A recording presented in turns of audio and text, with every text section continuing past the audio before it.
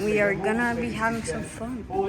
It's called Knife Game. And you know, kind of move back and forth, left to right, change the level, feel free to come out. And also, it's really nice over stop movers. And for other guys, when it's not being touch knife, a lot of times you guys, right? Sometimes they have, you take out and slice. That's all, guys. From over here, sometimes right away, you slice right away. Other times, remember, you know, if you can't ready, we just say somebody beats you. Then you saw me do that. The next time you're how that went for.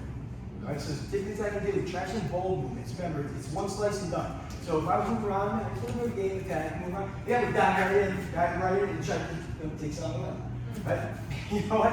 And that'd be that. I'd win. You know, so remember, think of it as, you know what? Realistic. But also think of it as, you know, a game attack. You know, and have a fun with it. It totally works in that coordination. This game is called Knife Game. Okay, and trust me, you use rubber knife in your hand.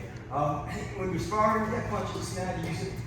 Everything is a live blade, and your action time will be quicker and it will be faster. I'm saying, I promise. Any questions? No problem. Hand forward, right hand, right leg. A little more advanced. There you go. You want to switch it around. You want to play a little bit. Have it in the blade the inside. You play fine. You do a nice neck. Maybe go forward, up, down, left, right. Hey, you know, feel free to play with it as you like. But this is really good, guys. You know, hold it this way. Come with your slices up. Okay, good. Sal, jump out.